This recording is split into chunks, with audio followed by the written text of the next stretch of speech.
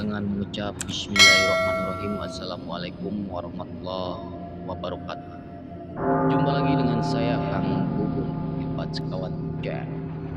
Kali ini kita akan menceritakan cerita pesugihan siluman tikus. Cerita ini dialami oleh kerabat saya yang tidak mau diceritakan namanya. Apa kisah selanjutnya? Yang dilama-lamakan lagi, cek pedot. Pada waktu itu kerabat saya pulang dari perusahaan pabrik. Pulang jam 12 malam. Lalu dia ambil jalan pintas agar cepat nyampe ke rumah. Ketika pada saat itu baru jalan 200 meter, dia diberhentikan oleh seorang kakek-kakek dan dia berhenti, dan si kakek-kakek tersebut berkata kepada kerabat saya, Dek, kamu mau kemana? Lalu kerabat saya pun menjawab, Ya kek, saya mau pulang habis kerja. Lalu si kakek tersebut berkata kepada kerabat saya, Dek, kalau bisa jangan lewat sana. Sawah ini, kalau bisa balik lagi aja lah. Emang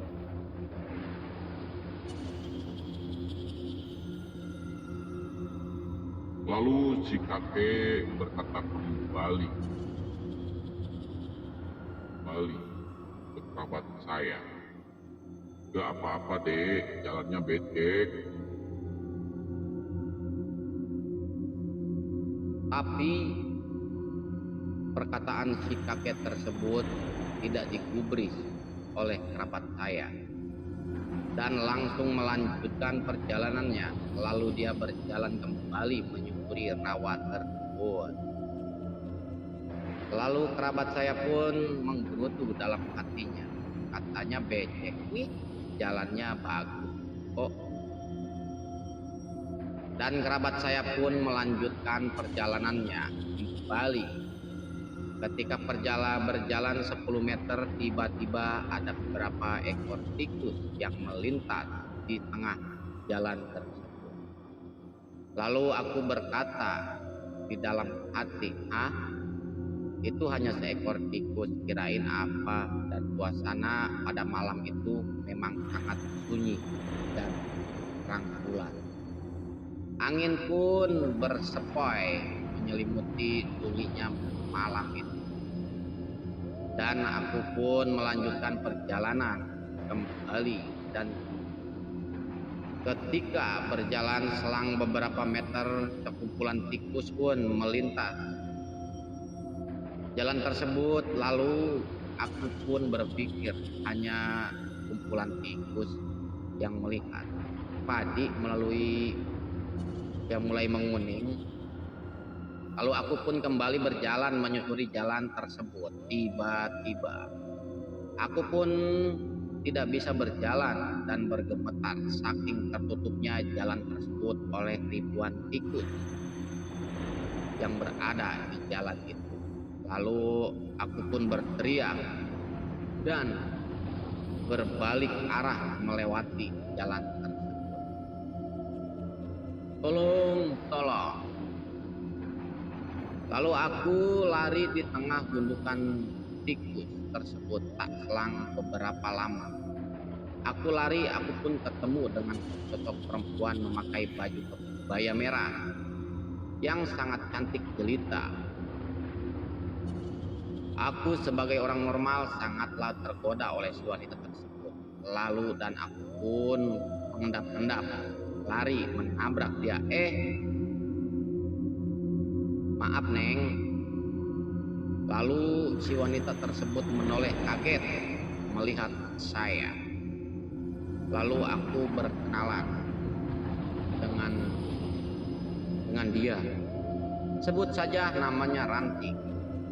Sebenarnya saya pun curiga melihat wanita cantik di tengah rawa, dan tetapi namanya aku sebagai laki-laki normal ya dilanjut aja ngobrol sambil berjalan. Dan yang sangat aku herankan, di samping jalan itu tadi gak ada apa-apa. Jangankan warung, orang pun gak ada satupun. Aku dia bergerutu dalam hati. Singkat cerita, tetapi dia tidak menghiraukan pikirannya dan mengikuti gerak-gerik si Ranti tersebut. Neng, mau kemana kita? Duduk aja dulu di sini. Iya udah. Pesan makanan gih? Sana jawabku pada si Ranti tersebut. Iya bang. Lalu aku memesan kopi. Lalu aku berbincang kembali dengan si Ranti tersebut. Emang tadi ada apa? Kok lari terbirit-birit? Ya Neng, tadi aku melihat kumpulan tikus yang bergelombolan memenuhi jalan, dan pun kaget banget dan teriak-teriak, gak ada yang nyaut satupun. Lalu memutuskan balik arah dan ketemu Neng deh.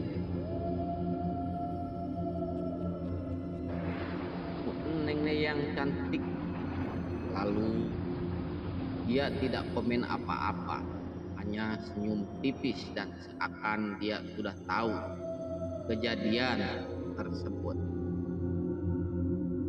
Lalu dia bercerita kepada aku, sebenarnya aku tahu kejadian tadi loh. Lalu aku mulai kaget dan bingung bercampur keringat dingin.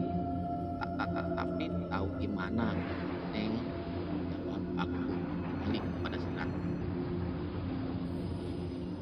Gugup memandang dia, lalu dia menjawab kembali perkataanku. Iya, tahu kejadian tadi yang alami tadi. Sebenarnya aku sosok tersebut.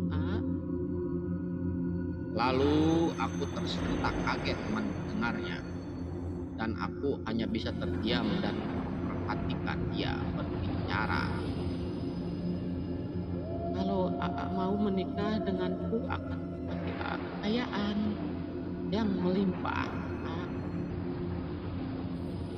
Lalu aku berbicara lagi dalam hati sambil termenung.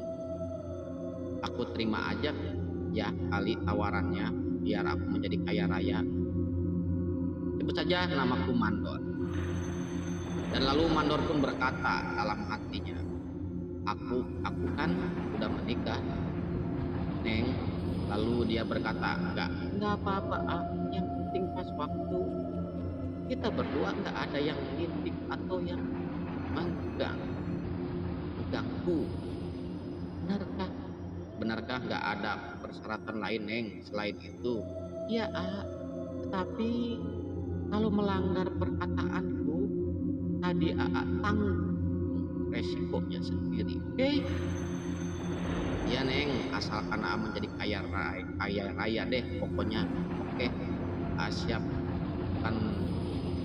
Siapkan ruangan kosong untuk kita berdua dan bunga taman dan temennya yang wangi. Lalu diam di sana, nanti aku datang. Singkat cerita, Mandor pun sampai di rumahnya dan bercerita pada istrinya, aku punya kerjaan baru Neng.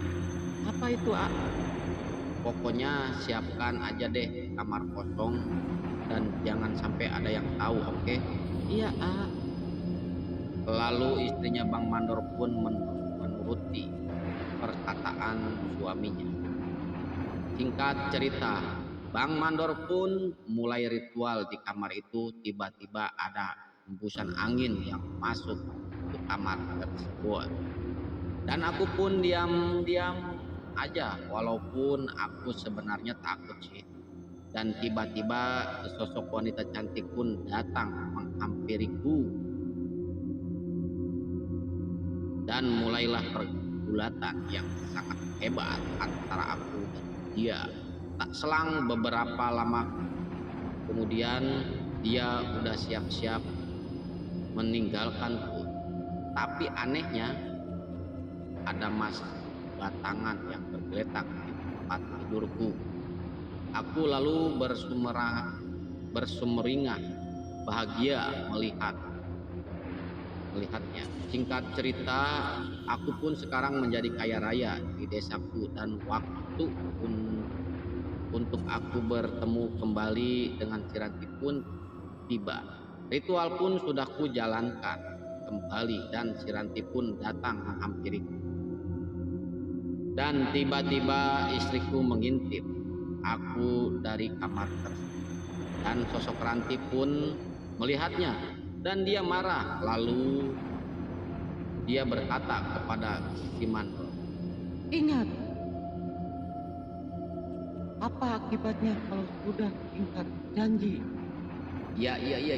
Iya maaf Nyi, tidak ada kata Maaf bagi dirimu. dan sekarang rasakan akibatnya.